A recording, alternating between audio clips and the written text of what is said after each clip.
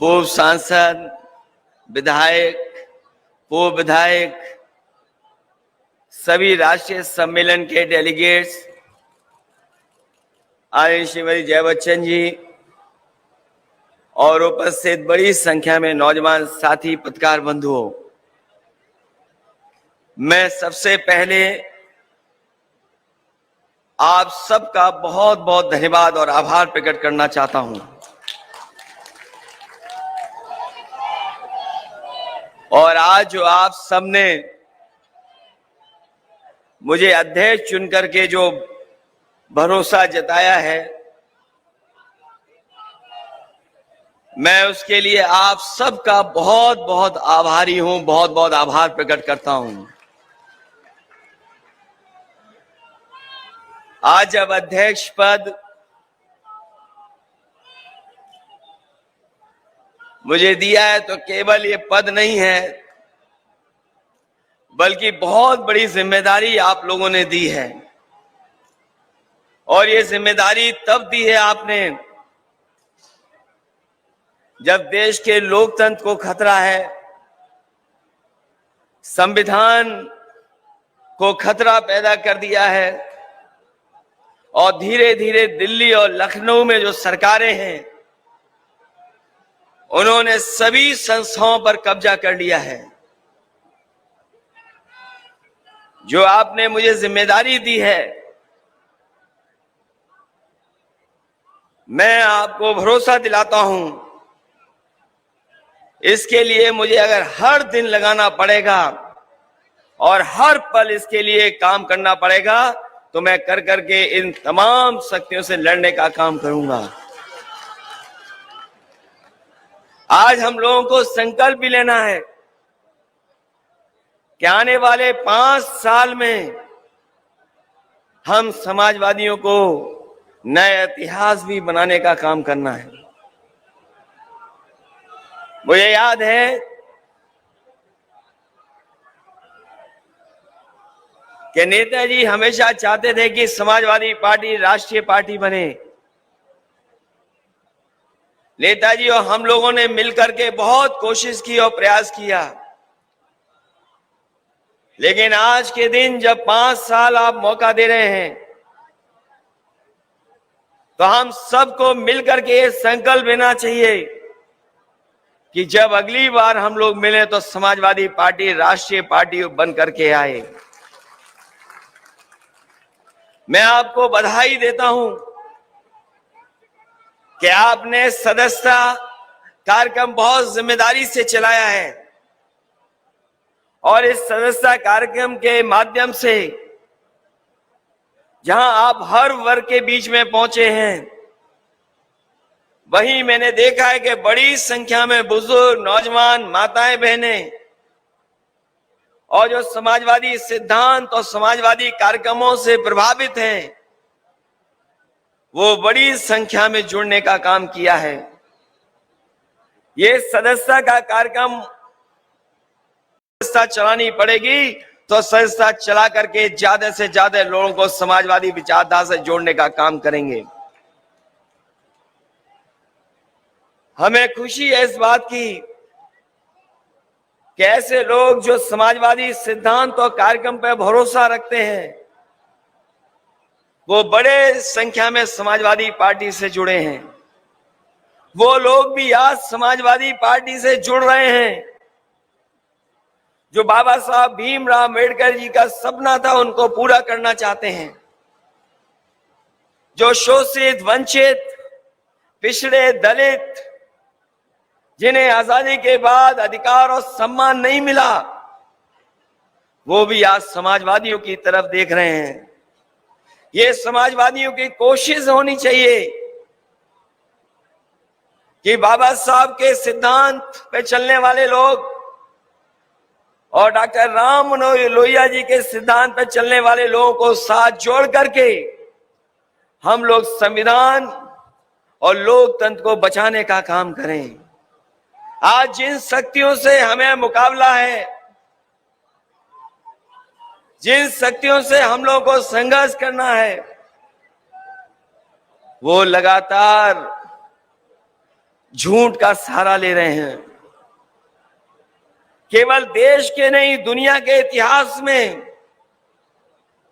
इतना झूठ बोलने वाला दल कोई नहीं रहा होगा जो आज दिल्ली की सत्ता में और उत्तर प्रदेश की सत्ता में पहुंच गया है। जिन लोगों ने इतिहास पढ़ा होगा,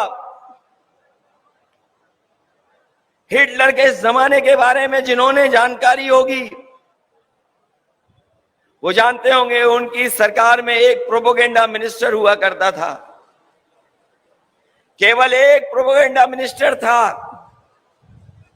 लेकिन इधर भारतीय जनता पार्टी का काम अगर हम देखेंगे और जिस तरह का प्रोपेगेंडा करते हैं, लगता तो ऐसा है कि पूरी की पूरी भारतीय जनता पार्टी झूठ का प्रोपेगेंडा के सहारे चल रही है। बहुत दिनों पहले मैंने एक फिल्म देखी थी,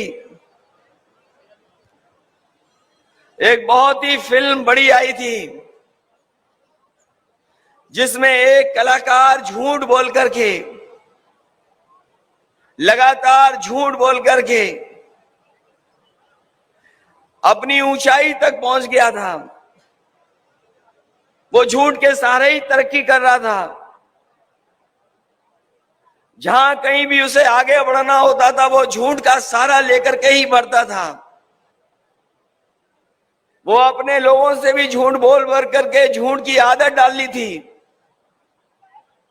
एक बार उसके बेटे का जन्मदिन था। कई जन्मदिन पर झूठ बोल करके भी उनके जन्मदिन पे नहीं पहुंचा करता था। उस दिन जब बेटे ने आसमान की तरफ देखा तो तारा टूटते हुए उसने देखा, और उसे याद आया कि तारा टूटने के समय जो मांग की जाती, जो इच्छा की जाती, वो पूरी होती है। जब उसने तारा टूटते हुए देखा तो यही इच्छा की उसने कि आज के बाद से हमारे पिताजी सच बोले, सच के अलावा कुछ न बोले। और वो इच्छा पूरी हो गई। उसका झूठ पकड़ा गया, झूठ ऐसा पकड़ा गया कि सब पोल खुल गई। इसलिए समाजवादी साथियों, आज नवरात्र है, नवरात्र के व्रत चल रहे हैं। बहुत से हमारे साथी हैं जिन्होंने व्रत रखा हुआ है। आज हम मां दुर्गा से यही मांग करें और यही मांगे, वो जो सत्ता में लोग हैं वो सच बोलने लगे। और याद रखना, जिस समय ये सच बोलेंगे, ये राजनीति की धरातल में पहुंच जाएंगे, इनको कोई पूछने वाला नहीं मिलेगा। याद कीजिए वो नोटबंदी, और नोटबंदी में यह कहा गया था कि नोट बंद हो जाएंगे, काला धन वापस आ जाएगा और भ्रष्टाचार खत्म हो जाएगा। अगर हम पीछे मुड़ करके देखें, जब से नोटबंदी हुई है, बताओ कितना काला धन वापस आ गया है, कितना भ्रष्टाचार खत्म हो गया। और उस समय जो बैंक में बच्चा पैदा हुआ था जिसका नाम खजांची हम लोगों ने रखा था, उसको भी ये सरकार के लोग भूल गए। अगर कोई याद रखता है उसको जन्मदिन पे, तो केवल हम समाजवादी लोग हैं। खजांची का हर बार 8 और 9 नवंबर को उसका जन्मदिन मनाते हैं। जीएसटी के नाम पर व्यापार को बढ़ावा देने वाले लोगों ने जीएसटी को लागू कर करके हमारे तमाम व्यापारियों को नुकसान पहुंचाया। जिन्होंने काले कानून ला करके ये बता दिया कि वो किसानों के साथ नहीं है, काले कानून को लेकर के किसानों ने आंदोलन किया, धरना प्रदर्शन किया। कई सौ किसान की जान चली गई, शहीद हो गए, लेकिन काले कानून वापस नहीं लिए। जैसे ही चुनाव आया, और हमारे समाजवादी साथियों को याद होगा, जिस समय गाजीपुर से, उस गांव से जहां पर समाजवादी पूर्वांचल एक्सप्रेसवे शुरू होता है, वहां से रथ यात्रा शुरू की, पूरे दिन चला करके, रात भर चला करके जब लखनऊ पहुंचे तो आपको याद होगा अगले दिन ही काले कानून वापस हो गए। ये चुनाव के लिए वापस हुए हैं, लेकिन अपने लोगों को लाभ पहुंचाने के लिए ये लगातार इसी तरह के कानून ला रहे हैं। अगर कोई आंकड़ों को देखेगा तो आंकड़े ये बताते हैं सबसे ज्यादा अगर कर्ज माफ किसी व्यापारी उद्योगपति का हुआ है तो वो गुजरात के उद्योगपति और व्यापारियों का हुआ है। आंकड़े ये भी सच्चाई बताते हैं कि 10 लाख करोड़ तक बैंक का कर्ज माफ अगर किसी का हुआ है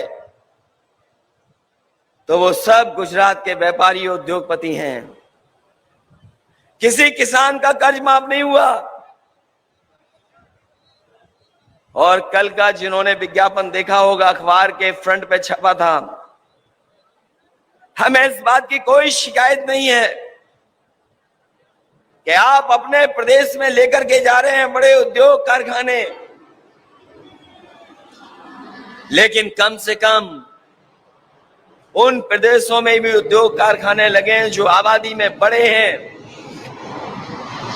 आबादी में सबसे बड़े प्रदेश हैं। अगर आप अपने यहां कारखाने लेकर के आ रहे हो तो उत्तर प्रदेश है, बिहार है, जहां आबादी में सबसे ज्यादा गरीब लोग रहते हैं, किसान हैं, नौजवान हैं, जिन्हें सबसे ज्यादा नौकरी और रोजगार की जरूरत है, उनके साथ भेदभाव क्यों? और भेदभाव उत्तर प्रदेश के साथ क्यों? जिस प्रदेश ने सरकार बनवाई हो, एक बार नहीं 2 बार, उस प्रदेश को क्या लाभ पहुंच रहा है डबल इंजन की सरकार का? डबल इंजन की सरकार केवल धोखा दे रही है। जहां नौकरी रोजगार नहीं, और मुझे अभी कुछ दिन पहले जानकारी मिली थी कि फर्रुखाबाद में 12 जिलों की अग्निवीर की भर्ती हो रही थी। 12 जिलों से लगभग 1,13,000 नौजवानों ने फॉर्म भरे थे भर्ती के लिए फौज की। 12 जिलों में जो नौजवान आए थे वो भर्ती के लिए आए थे। 1,13,000 की तो खबर निकली, लेकिन कितने को भर्ती मिली है इसकी खबर आज तक नहीं मिली है। और यही भर्ती जब उत्तर प्रदेश के दूसरे जिलों में जाएगी तो सोचो कितने बड़े पैमाने पर नौजवान नौकरी और रोजगार चाहते हैं। इन्होंने देश की सबसे प्रतिष्ठित फौज हमारी, उसके साथ भी धोखा देने का काम किया है। अग्निवीर जैसी टेम्परेरी नौकरी कोई स्वीकार नहीं कर सकता, लेकिन गरीबी के कारण, बड़े पैमाने पे बेरोजगारी के कारण हमारे नौजवान दुखी हैं, उसके बावजूद भी नौकरी और रोजगार के लिए जा रहे हैं। सरकार ये न समझे कि वो आ रहे हैं भर्ती के लिए, वो गरीबी और बेरोजगारी की वजह से भर्ती में पहुंच रहे हैं। और जितनी भी संस्थाएं हैं, उन संस्थाओं में जो संविधान से हमें अधिकार और सम्मान मिलता था उसके साथ भी इन्होंने खिलवाड़ की है। जहां यूनिवर्सिटी, कॉलेज, सरकारी नौकरियां पिछड़े और दलितों भाइयों को जो सम्मान मिलता था, नौकरियां मिल जाती थी, जिस रास्ते पे ये सरकार जा रही है उनको भविष्य में नौकरी और रोजगार नहीं मिलेगा। आप यूनिवर्सिटियों के आंकड़े उठा लीजिए, जहां आरक्षण के साथ खिलवाड़ कर रहे हैं, वहीं हमारा नौजवान पढ़ा लिखा ना बन जाए उसके साथ भी खिलवाड़ कर रहे हैं। क्योंकि बीजेपी के लोग जानते हैं जब पढ़े लिखे होंगे नौजवान तो वो तर्क कर सकते हैं, और तर्क करेंगे तो उनकी सच्चाई सामने आ जाएगी। इसलिए वो नौजवानों को पढ़ने लिखने का भी अवसर नहीं दे रहे हैं। और जिस तरीके से अन्याय हो रहा है केवल एक दो घटना नहीं, पूरे उत्तर प्रदेश में बड़े पैमाने पे चिन्हित कर करके और पूरा प्लानिंग के तरीके प्लानिंग करके कि किन लोगों के साथ और किन को जेल भेजना है। हमने आपने देखा, जब से बीजेपी की सरकार आई है, आदरणीय आजम खान साहब के ऊपर अन्याय रुक नहीं रहा है। राजनीतिक इतिहास में कम लोग होंगे जिनके ऊपर इतने मुकदमे लगाए गए हों, झूठे मुकदमे लगाए गए हों, और अधिकारियों को यह भेज करके भेजा गया हो कि आपको प्रमोशन, आपकी तरक्की और आपको अच्छे स्थान पे तभी पोस्टिंग मिलेगी जब आप अन्याय करेंगे। मुझे बता दो, आज के समय पर कौन नहीं उनके कहने से करेगा। अधिकारियों को जानबूझ करके, समझा करके ये भेजा जा रहा है कि आपको किस पे झूठे मुकदमे लगाने हैं, किसके ऊपर अन्याय करना है। 2 साल लगभग उन्हें जेल रहना पड़ा। उनके परिवार का कोई सदस्य नहीं बचा जिसके ऊपर झूठे मुकदमे न लग गए हों।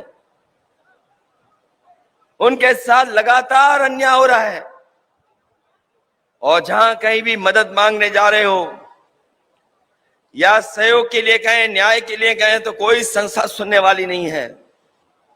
लेकिन हमें उम्मीद है कि जिस तरीके से सुप्रीम कोर्ट ने राहत दी, आने वाले समय में उन्हें कोर्ट के माध्यम से राहत मिलेगी, उन्हें उनका सम्मान वापस होगा। अभी की घटना हुई, आपने देखी होगी, झांसी में समाजवादी पार्टी के पूर्व विधायक मनगढ़ंत कहानी को बना करके उन्हें गिरफ्तार किया गया, और गिरफ्तारी के लिए उनके घर पर पुलिस भेजी गई। जब कोई घर में नहीं मिला तो उनके बेटे को उठा ले गए। बेटे को रात में उठा करके थाने में बैठा दिया,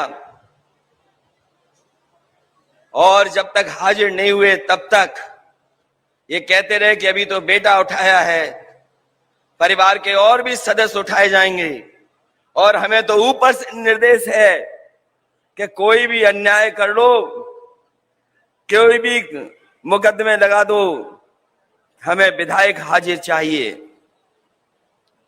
ये तो कार्रवाई हो रही समाजवादियों पर। मैं पूछना चाहता हूं इस सरकार के लोगों से, अभी यह दलित नौजवान जो पढ़ने वाला था, परीक्षा देने आया था, 14 साल का, उसको इतना पीटा कि उसकी जान ले ली। कई दिन उसका इलाज चला, उसके बाद भी जान नहीं बची, उसकी जान चली गई। लेकिन वहां का टीचर फरार है, टीचर को कोई नहीं पकड़ रहा, और टीचर इसलिए फरार है क्योंकि मुख्यमंत्री की जो जाति है वही जाति उस टीचर की है, इसलिए वो फरार है, उसको पुलिस छू नहीं सकती। और अगर इनका खासम खास अधिकारी होगा,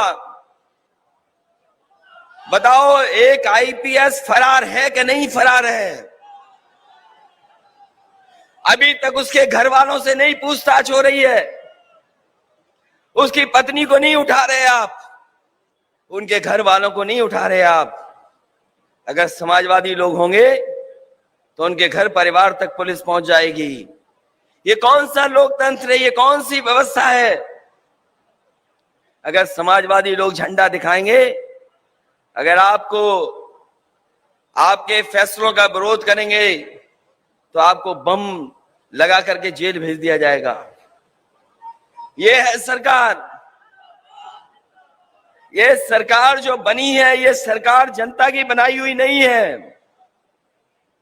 आज भी जब आप सदस्यता करने गए होंगे, जनता के बीच में गए होंगे, तो आपने महसूस किया होगा कि जनता को भी भरोसा नहीं कि सरकार कैसे बन गई। ये सरकार आपकी छीनी है इन्होंने। ये सरकार समाजवादियों की बन गई थी उत्तर प्रदेश में।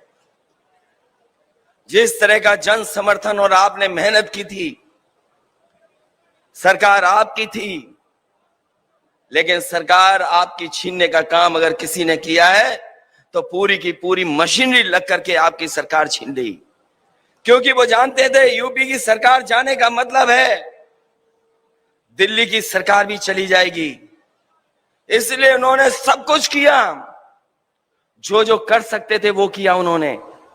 और जिससे हमें सबसे ज्यादा उम्मीद थी कि न्याय मिलेगा, इलेक्शन कमीशन, उसने बीजेपी के सारे इस पर, पन्ना प्रभारियों के सारे पर जानबूझ करके हमारे यादव और मुसलमानों के वोट, कोई विधानसभा ऐसी नहीं है जहां पर 20,000 कम न कर दिए हों, 20,000 वोट न काट दिए हों। और हम तो कहते हैं कई बार का, और आज भी कहते हैं,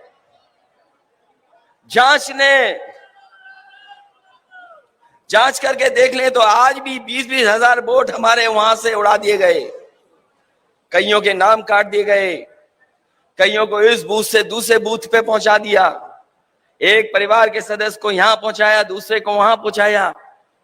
ये भारतीय जनता पार्टी का स्ट्रेटेजी का पार्ट था। और मैंने कुछ दिन पहले जब डाटा इंजीनियर को बुलाया था, अब तो रिजल्ट बदला नहीं जा सकता, रिजल्ट दिखाई दे रहा है सामने।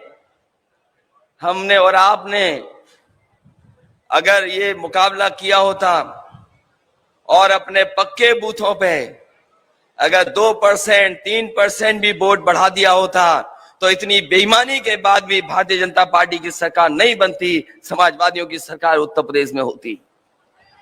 इसलिए कल भी किसी साथी ने कहा था कि अपना बूथ सबसे मजबूत बनाना पड़ेगा, एक भी वोट बटना नहीं चाहिए। पूरे देश की राजनीति को दिशा देगा उत्तर प्रदेश, और पूरे उत्तर प्रदेश के लिए साजिश, षड्यंत्र और न जाने कौन सी नई चीज लेकर के आएंगे बीजेपी के लोग। बीजेपी के लोगों ने प्रचार किया अपना झूठ छिपाने के लिए कि राशन से उनकी सरकार बन गई। उन्हें साइलेंट वोट मिला है। साइलेंट वोट हमारी माताओं बहनों के लिए कहते हैं। इसलिए हम समाजवादी साथियों से अपील करेंगे कि ज्यादा से ज्यादा माताओं बहनों के बीच में जाएं और सरकार ने जो नाकाम हुई है, क्योंकि आज सबसे ज्यादा घटनाएं किसी पर हो रही है तो हमारी माता बहनों पर। आज हम अगर एनसीआरबी के आंकड़े देखें, चाहे वो बलात्कार की घटना हो, चाहे छेड़खानी की घटना हो, चाहे उनके जेवर छीनने की घटना हो, सबसे ज्यादा उत्तर प्रदेश में महिलाओं पर हो रहा है। वहीं दलित और पिछड़ों पे भी सबसे ज्यादा अन्याय है। जेलों में अगर आंकड़े निकलवाओगे तो सबसे ज्यादा पिछड़े और दलित आप पाओगे, और किसी के ऊपर अन्याय नहीं हो रहा। उन्हीं को जेल में ठूस दे रहे हैं, इलाज मिल नहीं रहा है, जो सुविधाएं दी गई थी वो सुविधाएं भी खत्म कर दी गई हैं। जिस डबल इंजन की सरकार को बजट डबल करना चाहिए था, आज सरकारी अस्पतालों में इलाज नहीं है। ये कितने भी वादे कर दें, कितने भी मेडिकल कॉलेज खोल दें, इन्होंने इलाज नहीं देना है, क्योंकि अंदर ही अंदर ये प्राइवेट लोगों से मिले हुए हैं। जिस तरीके से रेलवे की जमीनें बेच दी, हवाई अड्डे बेच दिए, सरकारी जो संस्थाएं थी जो लाभ पहुंचाती थी वो बेच दिए। ये अंदर ही अंदर प्राइवेट लोगों से भी साठगांठ किए हुए हैं कि सरकारी व्यवस्था फेल हो जाएगी तो लोग मजबूरी में प्राइवेट में जाकर के इलाज कराएंगे। उन्हीं संस्थाओं को आगे बढ़ाने की साजिश है इनकी। इसलिए इस मौके पर मैं आपका जहां धन्यवाद दे रहा हूं, वही जिम्मेदारी हम लोगों पे बड़ी है।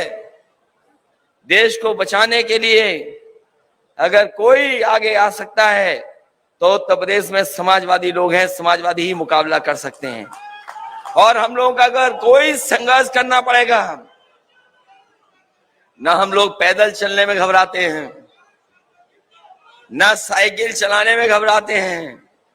और यहाँ बहुत सारे अनुभवी लोग हैं, समय समय पर किसान और नौजवानों के मुद्दों पर जेल गए हैं। अगर हम समाजवादियों को भी जेल भरनी पड़ी जैसा नेताजी ने कई बार जेल भरी है, हम लोग भी जेल भरने के लिए तैयार रहेंगे, पीछे नहीं हटेंगे। इसलिए कोई भी आंदोलन छेड़ना पड़ेगा, उसके लिए पीछे नहीं हटेंगे। लेकिन वहीं हमारी जिम्मेदारी बनती है कि अगर बीजेपी के लोग बूथ पर और गांव में झूठा प्रचार कर करके जनता को गुमराह करते हैं, हमें समय समय को जनता को सावधान करना पड़ेगा। ये राशन फ्री करने वाले लोग हमारे गरीबों को स्ट्रेचर तक नहीं दे पा रहे हैं। जो गांव में एम्बुलेंस पहुंच जानी चाहिए वो एम्बुलेंस नहीं दे पा रहे हैं। मामूली सी गोली पैरासीटामोल और जो दवाइयां हैं बुखार की और दवाइयां जो गरीबों को जरूरत पड़ती वो नहीं दिला पा रहे हैं। और देखो फिर राशन फ्री कर दिया है। लगता है कहीं पर चुनाव आया है इसीलिए राशन फिर फ्री हो गया है। ये जैसे जैसे इन्हें चुनाव डराता है वैसे वैसे ये राशन फ्री कर देते हैं और ये बड़े बड़े सेठ लोगों को इतना लाभ पहुंचाते हैं जिसकी आप कल्पना नहीं कर सकते हैं। ये जो अमीर और गरीब की खाई है, ये खाई बढ़ती चली जा रही है। एक उद्योगपति अगर दुनिया में नंबर 2 पर पहुंच जाए, उससे हमारा गरीब खुशहाल नहीं हो सकता। एक उद्योगपति दुनिया में नंबर 2, नंबर 1 पर पहुंच जाए, उससे हमारे नौजवानों का भविष्य बेहतर नहीं हो सकता। इस देश को जरूरत है कि किसान खुशहाल हो और नौजवानों को उनके भविष्य को बेहतर करने के लिए नौकरी और रोजगार मिले। नौकरी और रोजगार नहीं है और लगातार ये फैसले ऐसे ले रहे हैं जिससे हमारा गरीब, पिछड़ा और दलित जो कुछ आगे आया था वो पीछे छूट जाए। इसलिए आज हम लोगों को ये भी संकल्प लेकर के जाना है कि हम सब मिल करके जहां मुकाबला बीजेपी से कर रहे हैं, ये प्रदेश में देश में तो हारेंगे, लेकिन हमारा एक एक कार्यकर्ता ये तय करके जाए कि वो अपने गांव में अपने बूथ पर इनको हरा करके भेजने का काम करेगा। जिस समय हम अपने बूथ पर हरा देंगे इन्हें, हम अपने गांव में हरा देंगे। क्योंकि आज जमाना है, ऐसा जमाना है कि आज कोई सूचना रोक नहीं सकता है। झूठे प्रचार में तो माहिर है ही बीजेपी। जहां तरह तरह के नशे, वही आजकल इंटरनेट वाला भी नशा है जो बीजेपी ने पा लिया है।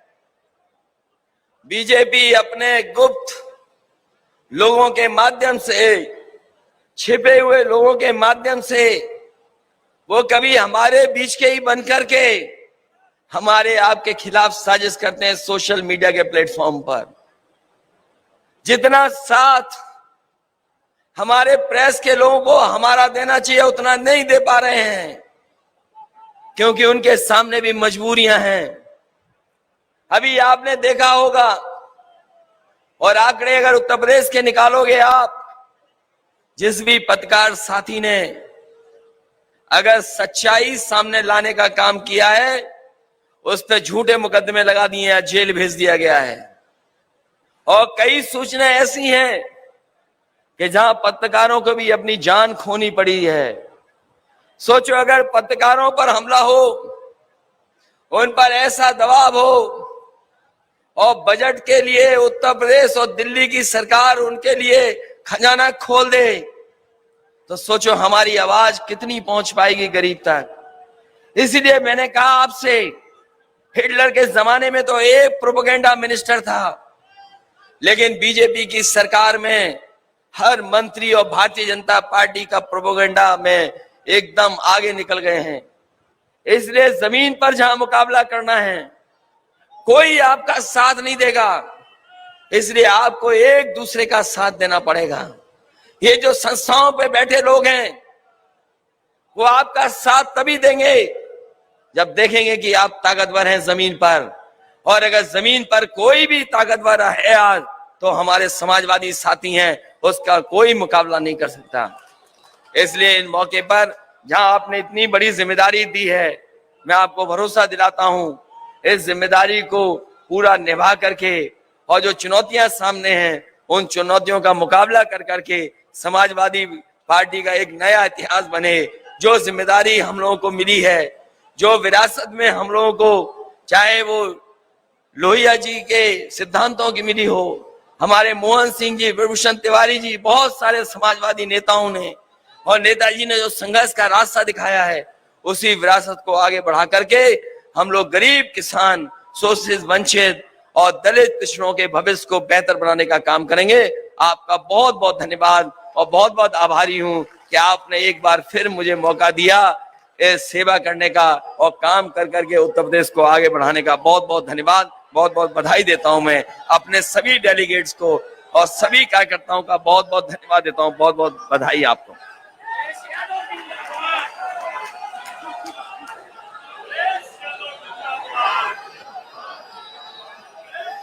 माननीय राष्ट्रीय